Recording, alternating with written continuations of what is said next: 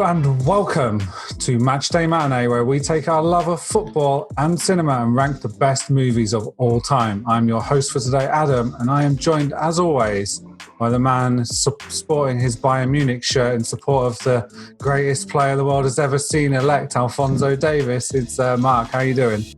Good. That's right. You got to recognize, man. First Canadian to reach a Champions League final. First Canadian, first man, because we did have Kadisha Buchanan and Ashley Lawrence, I think it was. So first men's Canadian player to reach Champions League final, which is a massive accomplishment. What a way to do it. Smashed Barcelona and then cruised past Lyon without even really trying earlier today. Yep. And actually, by the time this airs, he might actually be a Champions League winner. That's true. Yeah. And we also are joined by Raghav, who is the reason that our entire week is knocked off kilter because he is off to beautiful Banff tomorrow.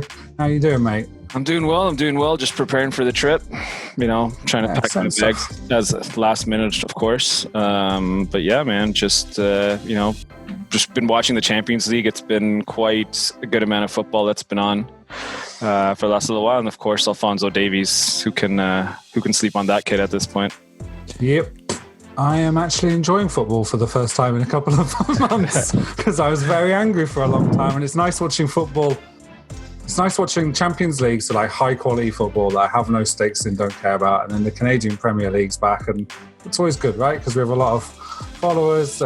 We follow a lot of people on Twitter that are fans of Canadian soccer, so then it's always good times. So, you were an angry man there for a while. I think I even reached out on Twitter and was like, "Hey, man, check in. What are you doing?" Okay? I am still angry about the salary cap. I could talk about Portsmouth released an FAQ about why the salary cap makes no sense. It's like the best written article about football I've read all year. So yeah. Anyway, we are not here to talk about Portsmouth's woes. I could tell you where Portsmouth were in 1992, the time it's filming. It wasn't pretty.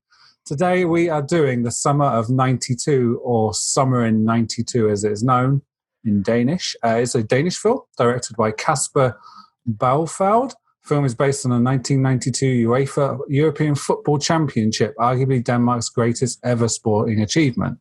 It stars Ulrich Thomsen as Richard Müller-Nielsen, the coach, Michael Forsgaard, who is Kim Vilfort, Bridget Sorensen, who plays Mina Vilfort, Sirin Melville as Brian Laudrup, Espen Jensen as John Jensen, Henning Jensen as Carl Johansson, and Gustav Dijaksgies as Peter Schmeichel. This film was distributed by SF Film and came out in 2015 on the 27th of August, and it runs a pretty pacey 93 minutes. So the basic plot to this is set to the undercurrent of Yugoslavia basically being disqualified due to the breakup of the country, because there was the Yugoslav wars that took place in 1992. The film examines the kind of difficult relationship that Richard Müller-Nielsen has with not only with the Danish FA but also with the players that are under his watch, as the team are forced to go out and play in Euro 92 with only 12 days of preparation following Yugoslavia's dismissal from the competition due to the war. So I guess starting, the reason I kind of picked this film is it was just super interesting to me, like the historical context of all this. Like I think a lot of people think of Europe as being a relatively stable country since like the World War and the breakup of the Soviet Union, but there's a whole bunch of other stuff that went on that people kind of don't think about. Like the breakup of Yugoslavia gave birth to like 5 other countries just flat in the middle of the 90s that didn't exist before then. Some of those countries have even changed kind of a little bit since then. Because so they basically gave birth to Croatia, Slovenia, Macedonia, Bosnia and Herzegovina, and then the Federal Republic of Yugoslavia. But then even today, those countries don't exist because Yugoslavia doesn't exist at all. Kosovo is now a country after they separated from Bosnia as well. And then Serbia and Montenegro became like 2 separate countries out of that.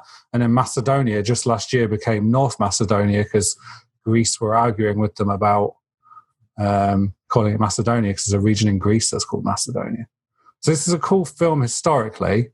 just from that point of view. And then also the fact that it's kind of a sporting miracle that happened.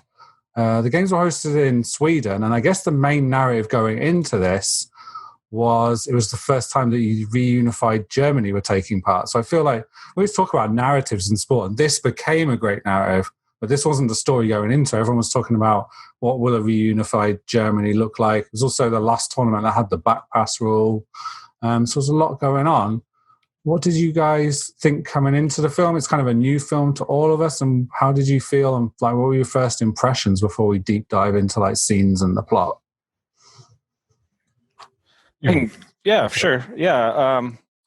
I didn't actually know about this film. Of course, I knew about Denmark and their exploits in 1992 in the European Championship. Didn't know much about this film. And to be honest, when we first, talked about it, I thought this had something to do with Manchester United for some reason. I guess because of the class of 92. Sure. But Which is a film as well, I think. Yeah, I believe so.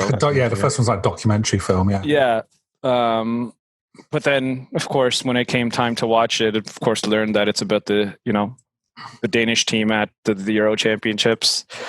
Great movie, in my opinion, but I'll let Mark go on from there. Yeah, I was really glad when you picked this movie on the film draft, just because somebody had recommended to me, a colleague who's not even like a footy fan. So I put it on my Netflix list. But the thing is, the marketing for this film lets it down so hard. If you look at the posters for this movie, it doesn't fit the tone of the movie at all. I mean, this is a really kind of serious drama on the level of in quality and in terms of subject matter of the Damn United. Like, it's up there, I think. And when you look at the poster, like the Netflix kind of thumbnail, it's yeah, it's kind of like a goofy comedy. It looks like, and then there's jets in the background. I guess the jets represent the Yugoslavian war, but it doesn't set the tone for the movie at all. Like, it just doesn't make it appealing. And the actual movie itself is amazing. Yeah. The Footy Flicks in it, everything about it. I mean, I had such a great time watching this movie, and I wasn't expecting that going into it. So yeah, great movie. And as you were saying too, it really made me want to dive into more of this, the historical context of it. Just even in terms of the tournament, like, it was so interesting that I think this might have been the last tournament that they only had 8 teams as well. That's correct, yeah. 8 teams and 2 points for a win as well. 2 points for a winner, yeah. So it's such a tight format. Like, you saw how Denmark was able to leapfrog several competitors in the round robin. But yeah, awesome film. I can't wait to talk about it. Okay, well, let's get talking about it then. So the film kind of, you don't know it at the time, but the film starts at the end with Richard Muller-Nielsen stood out on the pitch, just kind of soaking everything in after the final, and we get this nice quote, which is, "In a world where 2 + 2 equals 4, Denmark will never win the Euros," which is a cool little thing. And then like a cool little saying. It's like a proverb that's not really, but someone obviously coined it. And then we get him sat what we assume is an interview, but then you later realize he's just sat in his basement practicing his talk about how he's going to sell himself as the coach of the Danish national team because his predecessor has just quit or retired. So we get a quick history lesson about how the love of the Danish team, and they're kind of the world's best losers. So like a really good like attacking team that everyone loved, a lot of skillful players kind of. So we get introduced to that. And then what would be the modern equivalent of that? Sorry, go on. Like lovable losers, just fun to watch, but never achieve anything. Would that be like Portugal's golden generation, maybe? But not even, right? Because until they won the Euros, maybe. Yeah. England? No. We'll get to England later. Like we were playing. I suppose we get a Grab Taylor cameo in this. Yeah. It's hard, right? We're so skewed. Like even the most skillful teams still win their league every year, right? Like PSG are almost like that. They've been hapless in the Champions League for so many years until now, but then they still smash their own league every time. So, but then on the international stage, Wolves, potentially, maybe, yeah. But Wolves are more of. They're still an underdog, aren't they? Yeah, they're still an underdog, exactly. But that's kind of like Denmark. Nobody expected Denmark to win, right? Yeah. 2 + 2 will always equal 4, and they'll never win. Right, but that's... I think there's a difference between underdog and a lovable loser. An underdog is somebody who... Call somebody an underdog that wins... Well, I don't know. No, you're right, but I can't think how to articulate it. Yeah, exactly. They don't always play beautifully.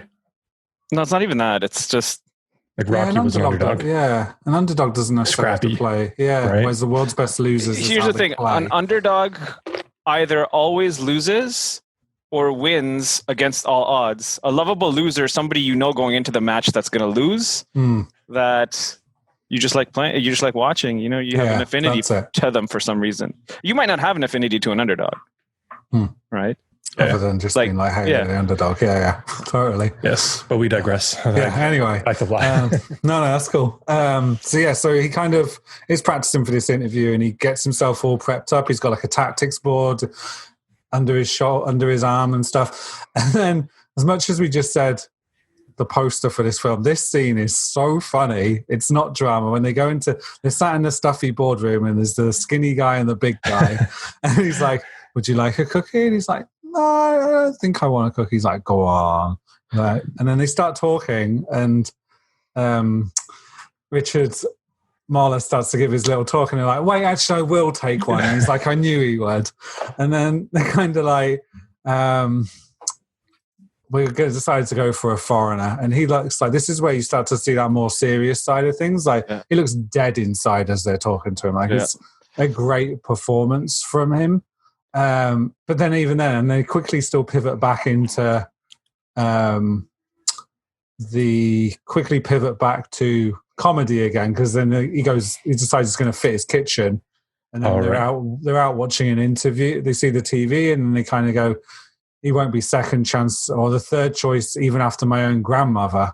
And this is the first time as well, actually, as I wrote in my notes here, you see they wear the Hummel gear all the way through the film, which is kind of surprising. Like when we saw Mike Bassett, they wear like weird pretend like England shirts, they're kind of knockoffs, but in this they're like wearing the like licensed Hummel gear all the way through, which is kind of cool because Hummel seems to have had a bit of a resurgence this year, like a few they're doing a lot of bigger kits and stuff. Yeah. But I think they would have had to, right? Because the way they mix the archival footage and with actual or with shot footage from the cinematic film, they would have had to match those kits exactly. Yeah, and it would have been too jarring. Yeah.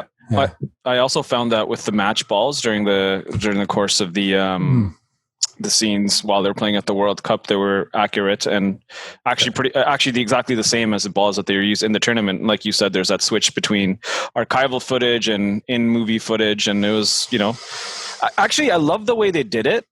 It's like, let's say you saw the archival footage, and a player would wheel around to go celebrate, and then it'll cut back to the in-movie footage, and that player would be in that exact same spot celebrating. And it was such a great transition between the two.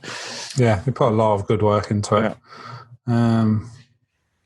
So that's the first time we see that guy Hans, but he pops up a few more times in this movie.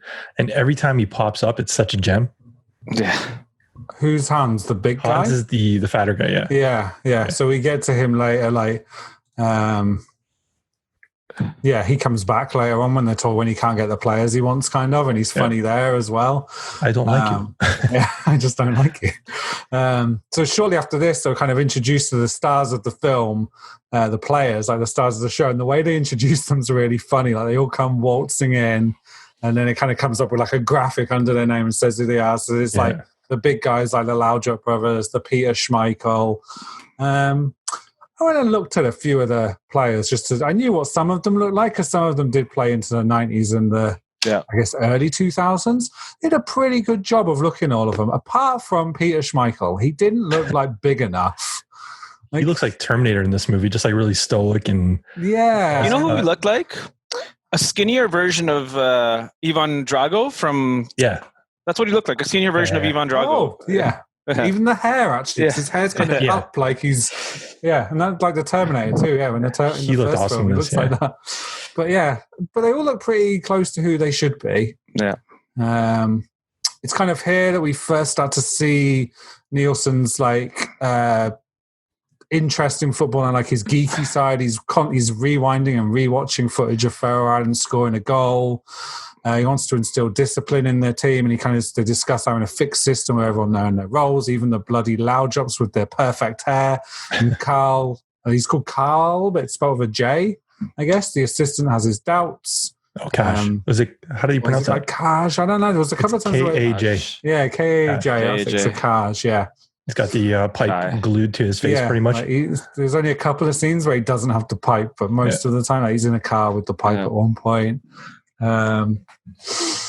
The Laudrups tell him his methods are primitive, so we kind of get this conflict like really early in the film. That the Laudrup brothers, who were like the most skillful players of their generation, went on to play for a whole bunch of great clubs. This is one scene I liked. Another like funny scene. They went, "It's not entertaining. What's the point of playing football like this? We may as well be watching curling." And then the coach is like, well, Canadians call curling the chess on ice. And he starts to use an analogy about all the like precision that curling needs and how it's like the greatest team sport in the world and how they improved the sticks and everyone worked together. And they both refuse to play the system. So he ends up taking them off in the game to like kind of make an example of them. And then it doesn't kind of go their way and they ultimately don't qualify and Yugoslavia make it into the finals instead. So that's where he starts to like rip apart. Like he hasn't got to building the kitchen, so they're having to use the barbecue outside. We had that scene too where he gets the job as manager, and then he runs into Hans outside. Hans is the chubbier of the two board guys, and he's asking him, "Oh, early vacation?" He's like, "No, I quit." He just flat out quit. And he's saying, "Well, the board has faith in me," and he tells him they had so much faith in you that you're their 7th pick. Yeah. And then Richard's still optimistic as ever, says, even after your grandmother, like, you just can't break him down. Yeah. So bad. So we get that barbecue scene where it's portraying this thing of him kind of being hapless in life in general. So he started to rebuild the kitchen and couldn't do it to the point where they're now having to cook all their food on a barbecue. Oh, sorry. Yeah. That scene happens after this. Sorry, man. Yeah. No, it's okay.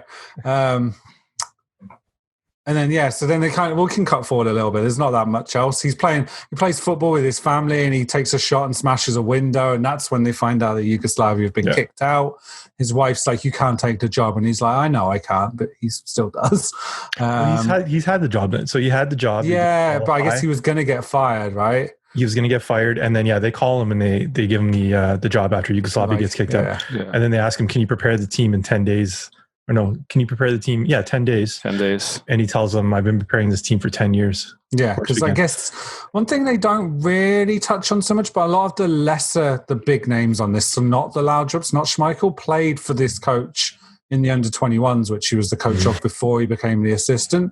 So he kind of, I guess some of the other players like Jensen and stuff that he says to him, like, you're not the worst player on the team. He kind of does that whole metaphor later on about being a mouse in a china shop or something. So kind of like...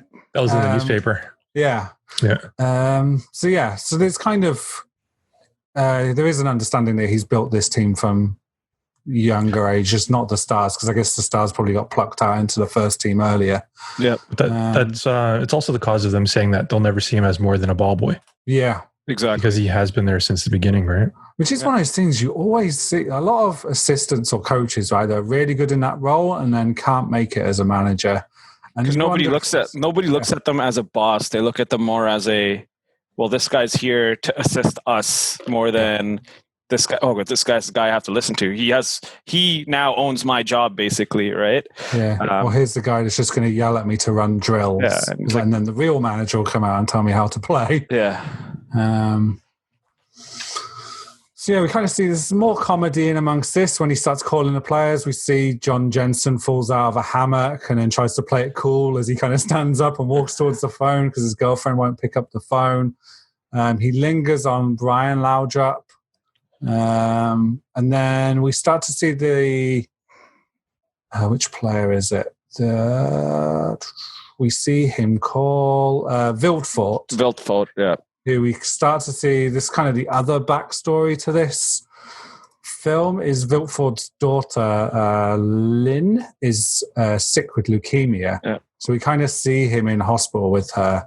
And it's kind of a really cute, like, she's like, well, he promises he'll come soon home soon. And there's this cute scene where they do this thing with the nose where he's like, got your nose. And I wondered, is that a thing? Like, do you guys, like my dad used to all the time when we were kids.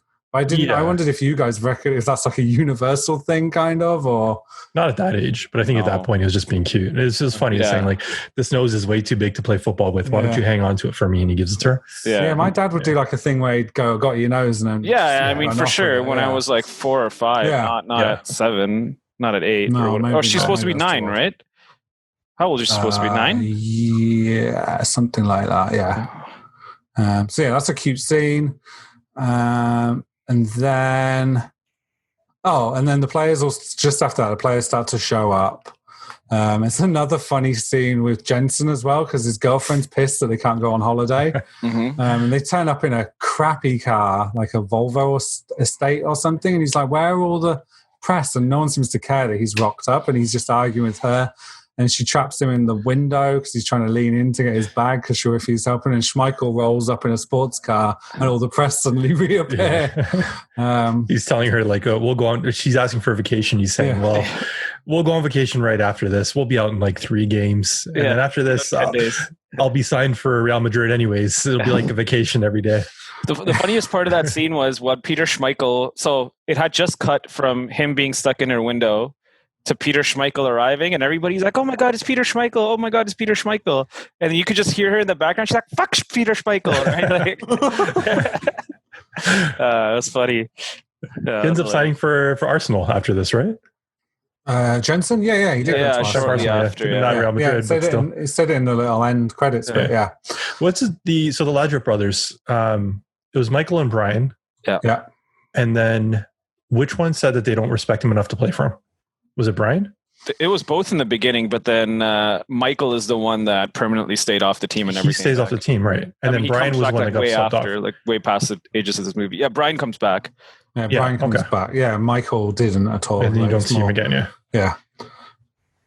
Because, one of them was more like diplomatic about it, kind of, and the other was like, nah, fuck this, I'm not doing this anymore. Give me some history before you guys move on. So the 2 brothers. In the movie, Brian is told he's considered one of the greatest footballers ever, but in non-cinematic universe, Michael is considered to be one of the greatest unsung ever. Michael's considered to be much better, yes. Yeah. He's like, Michael Laudrup does actually make it into a lot of people's, like, not best 11, but like top 50 players in Europe in, the last... Yeah. Well, FootyShorts.org shared that short today that was like Michael Laudrup, best player ever or best footy player ever. He's considered big. He does go into some people's starting 11, I'm sure. Yeah, like in this era, like he shortly, in and around this, he just played for like Juventus, then he went to Barcelona, then he was at Real Madrid.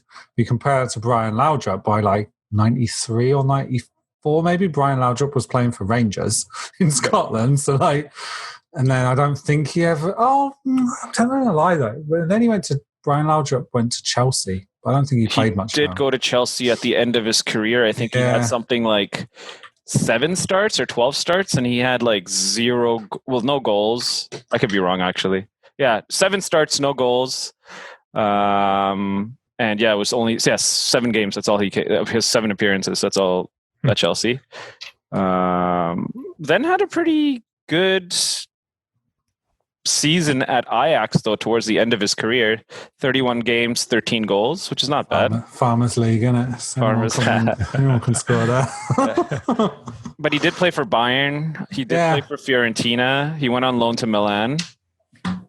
So... But Michael's definitely the better one. Yeah, and Michael also has a crowning achievement that he won the League Cup with Swansea as a manager. So, yeah.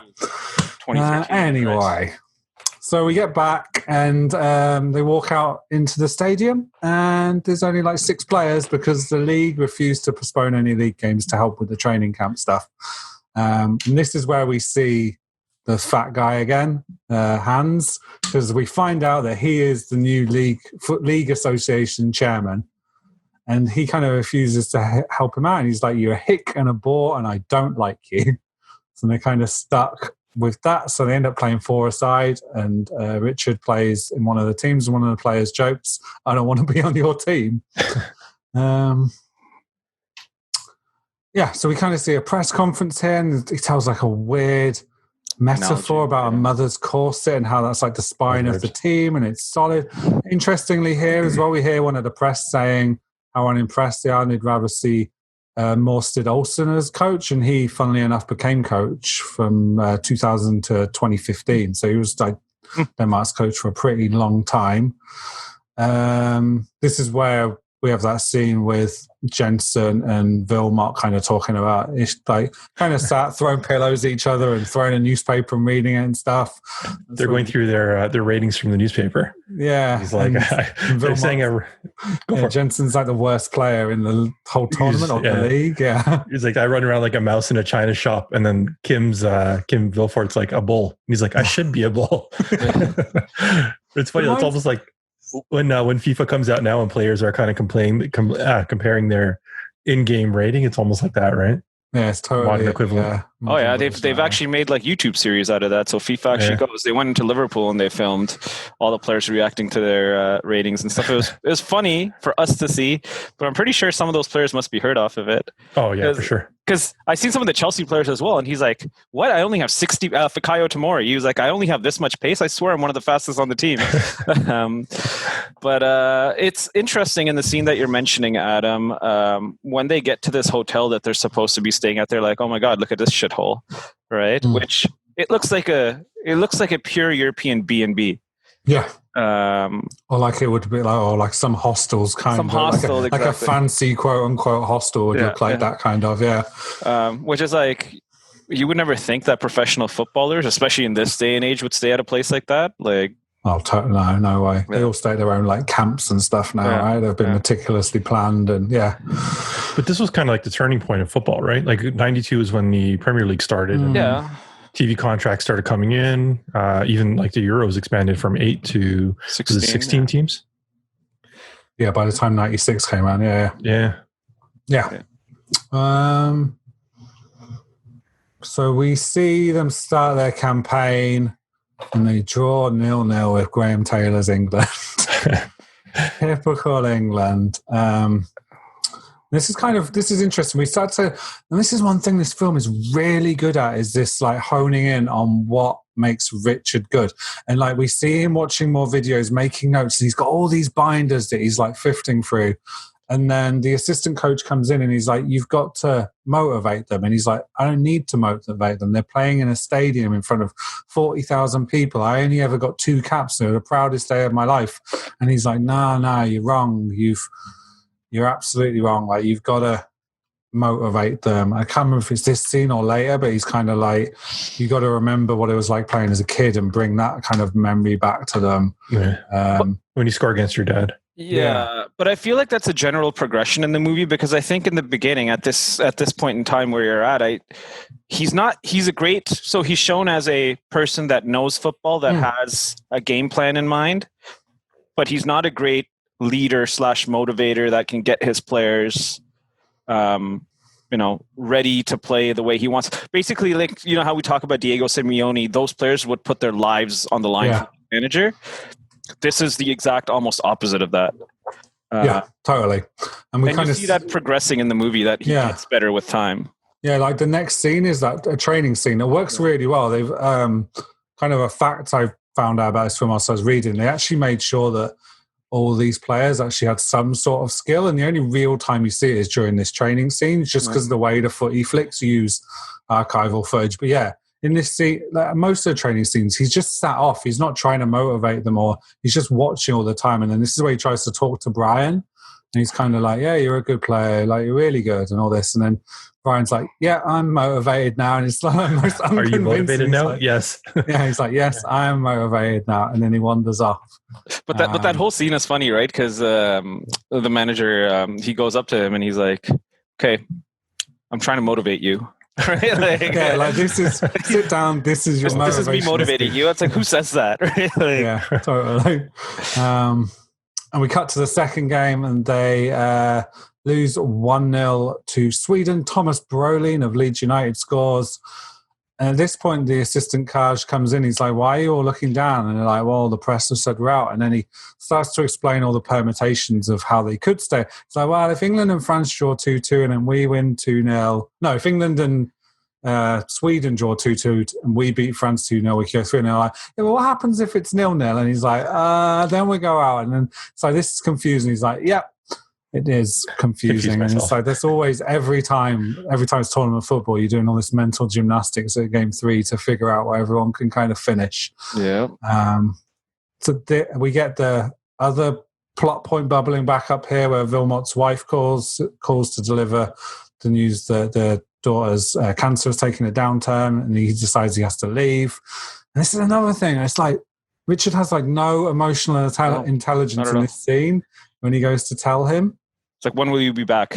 Yeah, and he's like looking down. He's got this tactics board. He's looking down. He's like, when will you be back? And then he sort of has a little moment where he twists when he's like, I don't think I will be. And he's like, oh, of course. And it kind of jolts him like, shit, your daughter's died. And he goes to like shake hands with him sort of. And I think it's a little bit of development there, not a whole bunch, but it's still this constant. He's still building that rapport. Like I think he understands it because he has a daughter as well. So I'm sure he's empathetic with him, but he still doesn't know how to, he's like a robot in that sense, right? Yeah. Even with his wife, like the way he acts and the way he deals with things, he starts tearing down the kitchen in response to not getting the job. So he doesn't know how to handle emotions, I guess. That is funny because when she walks into the house, you think he's smashing the place, and it's like, no, he's just very carefully taking the door off the hinges to put it on the floor. She's so good too. We get a lot of good women in this movie. Usually it's like one that's kind of tossed in, like Victory, like the one random woman in there, just for purpose. Richard's wife, like even in the beginning, she's like, when they call you, you say no. He's like, yes, of course I will. And then the next second, it's him like accepting the job. Fax's girlfriend, like you were saying, in the car. Vilfort's wife. I mean, there's just finally like some good female characters in the movie, right? Yeah, totally. So this is where the assistant manager gives this kind of speech, and he's like, we've forgotten how to play. You're a good coach, but a terrible leader. You have good players, but no teams. And this is where the things start to click. And they're driving home, and Richard's like, okay, we're pulling over. We're going to have a competition, and you're going to compete for our sponsors have provided us with some cheese, and we're going to compete for it. And they play mini golf. And so he says cheese. He says cheese, yeah. It's the coolest dude who wins the cheese, but then it was such a random thing. There was never any mention of cheese before. Yeah, you didn't see it, but he said something about our sponsors providing the cheese. Providing cheese, literally, yeah. Yeah, like I imagined there was some big wheel of cheese that it was one of the sponsors had given them. We see them playing mini golf. This is a really cool scene. There's like some funky like 80s music playing. They're all having fun. That's another thing. Like this movie, the soundtrack is like contemporary soul throughout it. Yeah, really good. It is good. The music is awesome. It's very American music, though. Yeah, I felt that too. Like it's felt out of place, but then it's definitely not Danish. It might be even like British. Almost has like whatever. Like I mean, it has an American sound, right? So it's like jazz, Mark Ronson kind of, right? Yeah. But it's I thought it was old music, but I looked it up, and it's actually a newer artist, Archie Thompson, who made it specifically for this movie. Mm. Oh, cool. So it's made with that in mind, which is it's odd in that like kind of time period, but it's really good. It fits. Yeah. So that golf scene's pretty cool. We see one of the players recounts the tale of a keeper who stuck his gum on a post to kind of distract the player during a penalty shootout, and we see him later do that during one of the penalty shootouts. He kind of places the ball and then kind of psychs the goalie out by going and replacing it. And we cut to the final group game where they are playing France. They take the lead and go 1-0. And they go 1-1. Laudrup's playing well, but looks knackered, and then signals he has to come off. So they bring on Elmstrup, who scores. And then we cut to Kim again with his daughter, and she's just saying, I like seeing you play. All the other kids in this hospital come and see me when you play, and it's like cool that you're my dad. Super tender things. So he's like, okay, I'm going to go and play in the next game. And she takes his nose this time and promises to keep it. And it's like a really cute, tender scene. It's a nice scene. Sweet scene. We kind of cut to training, and they're all kind of joking at training this time. Kim returns, and it's like a really great moment. Everyone's happy. And then throughout the film, a couple of players have been saying, can we stop at McDonald's? We want to go to McDonald's. And he lets them all. And they eat cheeseburgers that are massive. Like, they're not that big anymore. They're like picking them up with their mitts, and they're huge. Yeah. And then that's when they find out that the Danish team didn't book enough the hotels far enough, because they assumed they wouldn't be here, which doesn't happen now. Like, most of the nations will book all the way to the final, which is absurd when you consider some of them. But you never know. And then he kind of motivates the players here by kind of making up the fact that the wives are coming, there's not enough rooms for them, and that they'll have to stay in their room with them. And they all cheer. A few make some like sexual gesturing postures in the McDonald's, like a few thrusting motions and stuff. It's like, okay, if that's going to motivate them to get to the final, then so be it. We see such a great scene later. Yeah. Is there two different versions of this movie, or did I just miss that scene about the cheeseburgers? Because what I remember is they're in the bus, and he's like, hey, can we stop off for a cheeseburger? And Muller's basically like, no, you can have a banana, though. That's earlier in the film. Yeah, so Fax asks if they can pull over and get some cheeseburgers. Okay. They do the mini golf, and then this happens. Right. Got it. We see them in the new hotel here, and we get some of our usual homoerotic action where there's naked men jumping in swimming pools and stuff. Feels like every football film has to have that at some point. We've been quickly discovering. For some reason, yeah. It's such a European thing, just like penis in movies, I guess. Yeah. I guess so. Doesn't fly here, yeah. But the more interesting thing in this scene is Richard is, of course, not taking part in any of this. He's sat doing his analysis, and he can hear somebody out on the training pitch practicing. And he goes out and look, and it's Brian Laudrup doing like some keepy uppy, some flicks, like some keeping up with his head and stuff. And like, you get this sense Richard's watching, and then he's slowly appreciating Brian here. And then we kind of get one of his better motivational speeches, but you kind of wonder where it's going. So we cut to them playing Holland in the semi-final, and he's like, Brian, come here. And he's like, yep. And he gets this little black book out, and he's like, I've watched 6 games a week since the age of 10. And he starts doing all the math, and I tried to write it down and lost it. He basically just goes 3 matches a week. Yeah, 3 matches a week. 2,300 matches total, which led to 9,000 minutes. No, 9,000 hours that he's watched in his lifetime. And then but you can see Laudrup's like, what the hell is this crazy man going on? And he's like, look, you're the best player in all those games. So he's like using his geekiness to motivate him. He's like, in all those games, you're the best player I've ever seen. Yeah. He's like, I don't always pick you, and I'll always be able to justify to you why you're not playing the whole time. I might bring you off, but I'll always justify. So he's like, go out and play your natural game. And then Brian Laudrup runs out and plays like his skin off to the point where he's like been battered and bruised by this Dutch team, and he ends up asking to come off. And it's worth mentioning, like, we've not really talked about the other teams, but this Dutch team is like stacked with talent. Like Marco van Basten's in there, Ronald Koeman, Frank Rijkaard. Yeah, Frank Rijkaard's in there. It's Ronald Koeman, Van Basten, Ruud Gullit. Yeah, it's an insane team. And then even later when we get to the German team, like good teams they beat, like household names coming into this tournament, players that played well into the 90s that were great. You know what's funny about that motivational speech that he gave him, like the 2,300 matches, three matches a week and all that crap? I feel like that's everybody now with streaming services. Like, Adam, you must watch like 3 matches in a day sometimes. And then Rob Enriquez, if you ever follow his Twitter, he's watching like, it feels like 13 matches a week sometimes, if that. And he's like, it's just everybody. This is such a regular thing now. Yeah, like even just thinking this week, we're on Wednesday today. I think I've watched 4 matches this week, and it's like Wednesday. Soccer, right? Yeah. Like, I definitely know I'm watching more Canadian soccer. The Champions League finals on Sunday. Like, I'm not done. Yeah. Yes. If anything, he doesn't watch enough football. That's it. I might miss the Champions League final. I just realized. That is a sad state of affairs. What? No, I'm not flying. I'm going to be there, but I'm not going to like not go out. No, forget that. Anyways, 3 p.m. Is it? Anyway, back to another semi-final. It'll be over by the time this airs. So yeah, that's true. Portugal. Geez, Denmark even. Gee, I don't know where my brain went there. Do manage to take the lead. They're winning 2-1, but Holland are like pushing hard. Henrik Anderson, one of the players, breaks his leg, I think, or caps his knee. Yeah. Something really bad happens, and they cut to the actual footage, and he's got like a massive like lump on his leg that shouldn't be there. And unfortunately, that Dutch equaliser does come, and it does go to penalties. He names the 5 takers, and we start with Ronald Koeman, who steps up. This is one of the best...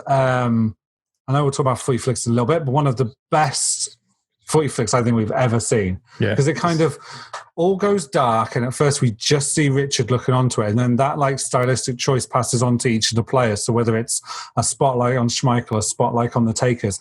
So then it interchanges between the actual footage and this is like, and it's like everything's shot. All that matters is the 10 penalty takers and the 2 keepers, and it's super cool. This is going to be my pick for Footy Flicks probably. Yeah, it's so good. There's even so one where I think Schmeichel dives and they cut it like mid-dive between. Yeah. And it's like perfect. Absolutely. So good. And like I think I might have rewound that one because I wanted to check where the cut was and it goes back to them trying to find people that were somewhat skillful at playing football. Like this Schmeichel is like 20 times the goalkeeper Stallone was because he's totally convincing. Like every time you see him going for the ball, it looks realistic. Yeah. And it's just so well done. Yeah. So it gets to Schmeichel saves a penalty, and it gets to the last penalty. Christoph, he's called, has to take it to win. So he kind of goes, rearranges the ball to psych the keeper out, and then he just slots it in as calm as you'd like it. And that's it. They make the final. Guess who else was part of this Dutch team? Aaron Winter. Was he? Yeah. But that's not who I was saying. Coach. A young Dennis Bergkamp. Oh, of course. Yeah, he was there. But I think he played in midfield back then rather than a striker. Yeah. Yep. Yeah, Aaron Winter was on the strike. He came on, yeah. Yeah. I think... Now, Dennis Bergkamp is listed as a forward here in the UEFA team of the tournament, actually. Oh, I'm sure. I think he used to play deeper when he first started. Maybe not for Holland, though. Maybe just club. Yeah, he's awesome. So this is the scene I think we were alluding to before with the wives. I don't quite get this scene. So they're in the hotel. They're clearly all having a bit of fun with their wives. And Kaj, the assistant manager, is just like stood in the corridor, smiling, smoking his pipe. He wasn't smiling though. Was he not? No. Yeah, he was smirking a little bit. I think he was like smirking, kind of. Yeah, he seemed like... It's so hard to see. The pipe covers like half his face. Yeah, I know. Yeah, it was just really... That was a weird scene, man. I guess his wife didn't come. So he's like, let me see what the players are doing. So he's just standing out in the hallway and, there's like sex noises coming from all the bedrooms, right? He's just soaking it in. Yeah. Yeah. And then this is kind of sad. So we see a lot of like TV footage building up to the final, and we see pundits saying, they've made it there in spite of him. It's nothing to do with him. And I think that's really harsh. Even if they hadn't won it, like he'd made substitutes that scored, he'd made decisions and stuff, like he picked the penalty takers. Like it's not all on the players. And you see so many like talented, stacked teams that can't put it together. Like they need a manager. And then his wife calls him at this point and he's like, don't listen to them. You don't care. The Richard I know doesn't care. He tears down kitchens so that we're forced to use a barbecue. And it's just like another like goofy kind of moment to be like, hey, yeah. I still think that happens today though, right? Once a manager's out of favor. It goes the other way. You can lose a dressing room, but I don't necessarily think players alone can drag teams to success quite like that. No, yeah, you're right. I think it's a bit disparaging. Like when Chelsea won the Champions League, right? And people are like, well, that wasn't Roberto Di Matteo. It was Didier Drogba and like the senior players. And it's like, okay, so why didn't they go on to become great managers if they did such a good job whilst playing? So we cut to the final. We get to see Pele again. Like, Christ, this man is in every film. Was he in this? Yes, he was. Very briefly at the final, you see him waving at the crowd. Okay, because I watched the BBC film afterwards on it, and he was in that for like 3 minutes of just him waving to the crowd. So they show about 5 seconds here, but customary. That's another customary thing, right? You see penises in these movies, and you also see Pele. So that's in your keepy uppies category. Maybe Pele's the ultimate dick, so I don't know. Ooh, I'm kidding. I'm kidding. this is where Richard gives his arguably his first like genuinely rousing speech. He's like, you've made it this far. If you guys go on and win it, you're going to be the golden team. And he's like, and this is the other weird thing is about it. We've been told all through this film what a great tactician he is. We don't necessarily see that outside of his big binders, but here he's actually spells out all of the tactics he's tried to teach them. So he's like, I've tried to instill running patterns and marking into you in zones. And he's like, forget it all. I know it's all in your heads. So he's kind of playing on them, saying to them, yes, you're intelligent players. I know you know the basics that I've been trying to drill into you, but go out there and play your natural games and we will win. So it's a super cool moment. So we see them in the tunnel going out, and this is kind of where you realize what a stacked Germany team this is, like with Effenberg and Matthias Sammer and Klinsmann. Like there's some players that went on to, like Klinsmann went on to get Golden Boot in '96 and lead them to glory there. Like there's a lot of big players here. He right before, so the motivating speech, the one that he does with Fax, where he's telling them, "You're not the greatest at this. Fax, you're not the greatest kicker. You're not the greatest playmaker, but you're the engineer. You're in there making sure that all these other parts are running perfectly." Yeah. And it was such an awesome, like he finally got the motivating speech, and then he kicks the ball. Like to just put the exclamation point on that motivating speech, turns around and just kicks the shit out of the ball right into the net, looks at him, walks off, and then Kaj is like, that was a damn good kick. And he's like, I think I just dislocated my knee. He still walks off calmly.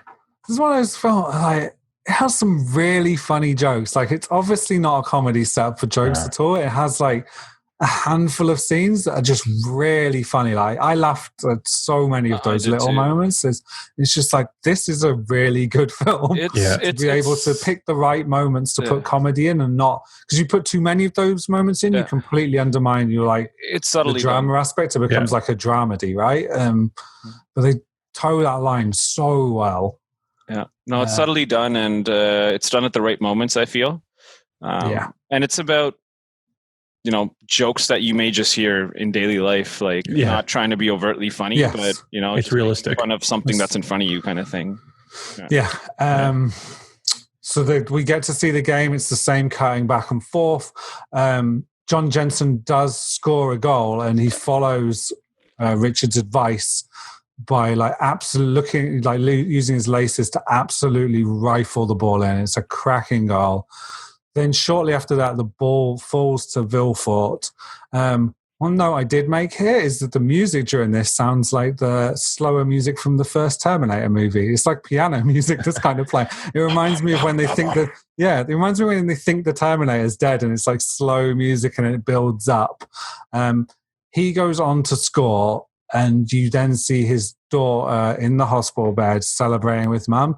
And I genuinely... like there might be a more poignant goal we come across at some point, but up to this point, I can't think of a more poignant goal. It's just like, especially we'll get to when you learn some stuff about what happened to his daughter later on. Like, I don't think we'll see a more like almost like beautiful celebration. Like she's so happy in that moment. He is. It's just like a genuinely like lovely moment that I just don't think we'll see repeated anywhere else. Like it would take a lot to better that for me. Yeah, agreed. And then that goal goes in, they win, and we kind of cut back to the very beginning of the film with Richard stood on the pitch looking out, and then he walks into the dressing room and they all start singing for He's a Jolly Good Fellow, and they dip him in the shower, and then it cuts to real footage of that, which is really cool way to do it, because then it's like, okay, how much of this is artistic license at this part at this point? But it's not. Cuts to the real footage, and it's like, okay, they totally accepted him by this point. It was amazing. I mean, so leading off from that moment with Villefort and his daughter, and then your emotions are building up, and then it cuts to this, and then so the VHS kind of tracks, and then it just kind of skews into the real footage, and you're like, oh my God. Yeah, like, this is really well done. This is amazing. This is what they felt, and they captured it perfectly. So good. Yeah. And then some of the end facts, I guess, that you see, and it's like, you know, Will Ford's daughter didn't make it in the end. 6 weeks later, she passed. It said Jensen joined the super club Arsenal. I don't know why they chose to make that statement. Club Arsenal. Sure. And then there's a couple other facts that I just quickly forgetting. Brian Laudrup was player of the tournament.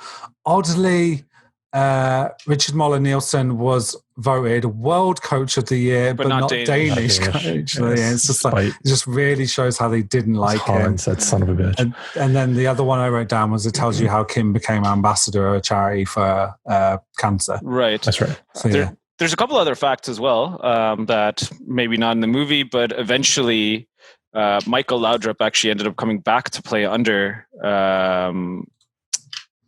Richard while Richard was coaching. They made it to Euro 96, but they were ousted in the group stage, after which point he was replaced. However, a year prior to that, they actually won the Confederations Cup. Yeah, 95.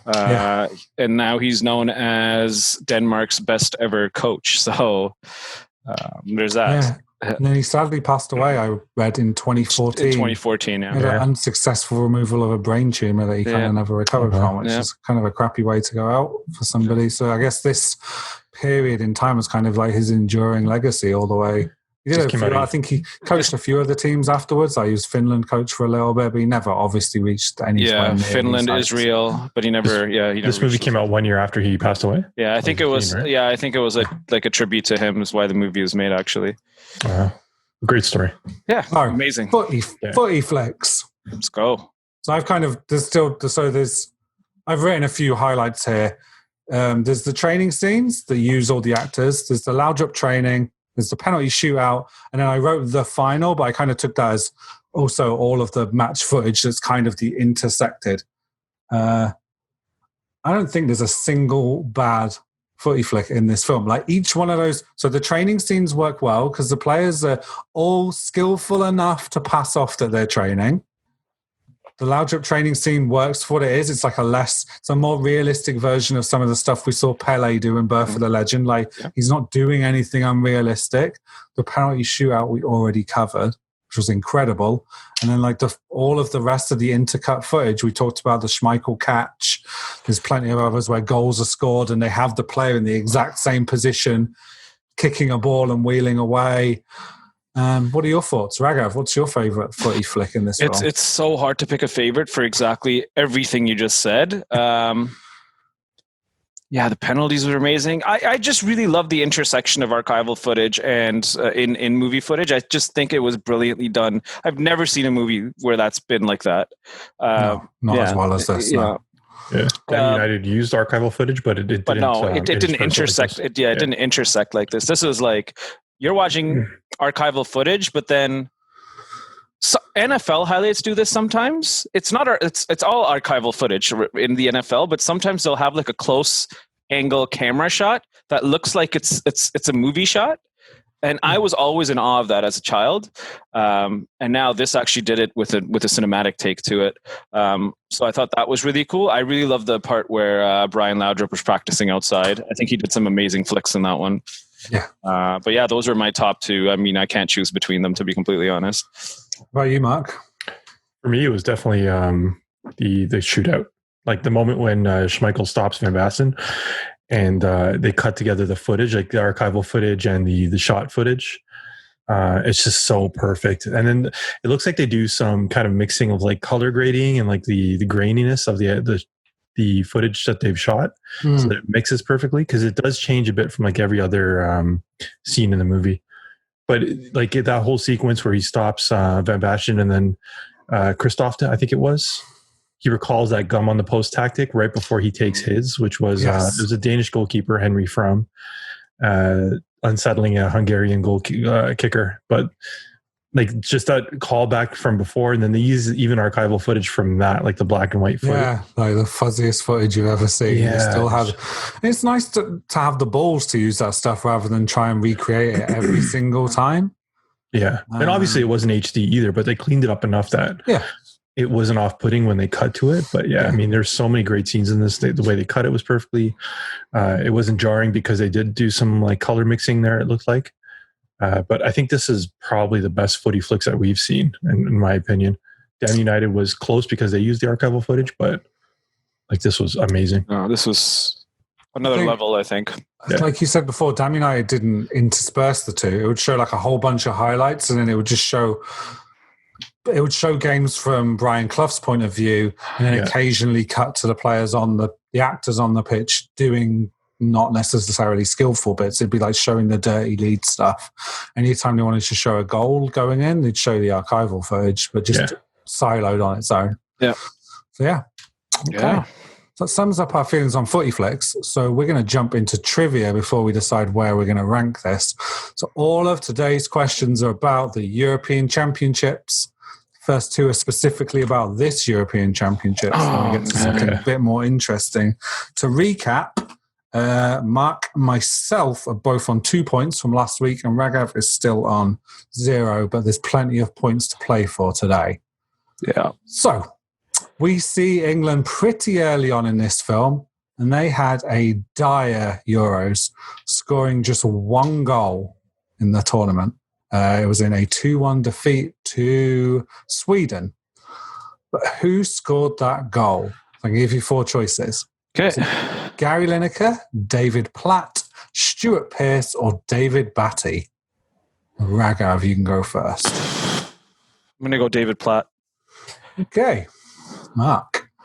I'm watching Raghav's eyes because I know when he's not looking directly at us, he's looking at his monitor. I want to say Lineker, but I know he had that rift with Graham Taylor at the tournament. Yes. He was taken off early. So I didn't know that. But I'm going to stick with Lineker. I'll say Lineker. It was, in fact, David Platt. Woo! It's a point to Raghav. Okay. Incredibly, there were 4 players tied for top goal scorer at Euro 92. Which of these players was not given the Golden Boot alongside Denmark's Henrik Larsson? Dennis Bergkamp, Thomas Brolin, Jean-Pierre Papin, or Karl-Heinz Riedler? So which of them did not get the Golden Boot? Mark, you can go first this time. I'm going to say Karl-Heinz Riedler. And that's just I'm not sure. Straight up guess. I'm guessing it's not Bergkamp, so I'm going to say Riedler. Okay. Raghav. I'm going to go with the opposite as Mark. I'm going to say it is Dennis Bergkamp. He was too young. He wasn't that young, but he wasn't that young, but you were both wrong. We did actually see him score a goal in this film. It was Jean-Pierre Papin who scored for France against Denmark. Okay, so somebody is definitely going to get a point in this round, because this is the round where we try and name all the winners of the European Championships. So the European Championships, there have been 15 up to this point. And they have been won by 10 national teams. We know Denmark is already one of them. Who are the other 9? Are we supposed to say all of them or just go back and forth? So we'll go round robin. So Raghav, we'll start with you. Tell me one of the winners. Just say one? Yeah, just one. Germany, 96. Yeah. Oh, we won't. Sorry. I'm just going to say the nations, not the year. Okay, Germany. Yeah, okay, Germany. So Germany's the one, yeah. We will say at this point, West Germany is not an option because they did unify Germany's 2 results when the nations merged. So there isn't Germany and West Germany, for example. Perfect. Okay, Mark. France, yeah. 1984 and 2000. Yep. Spain. Yes, Spain. 64, 2008 and 2012. Greece, of course, famously in 2004. I so nearly won money on that, and a lot of money. I got the goal scorer right, but I think I predicted it would happen before half-time, and it didn't. And I would have won like £2,000. And I was gutted. Everyone expected Portugal, yeah. Raghav. I'll go Portugal. Portugal, yeah. Most recently, 2016, beating Was that France. the last one? Yeah, it was the last one. Yeah. Feels weird, right? You feel like 2016 was too long ago because we should have had a Euros this year. Okay, getting tricky here. Who have we said? Okay. All right. So pre-90s.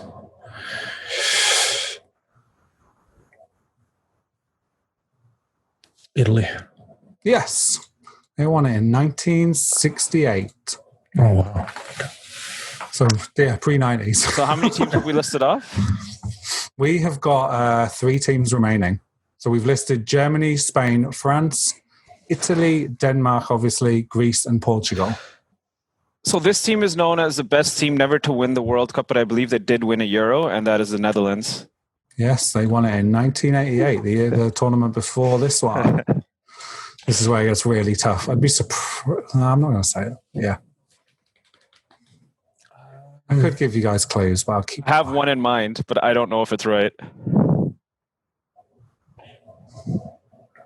Oh, man. You're going to need an answer. I'm going to say... I'm stumped. Sweden. I know they didn't win. No, they did not. So the point goes to Ragav. Ragav, what was your wild guess that you were going to have? Czechoslovakia? Yes, correct. 1976. Nice. I don't know how I remember that.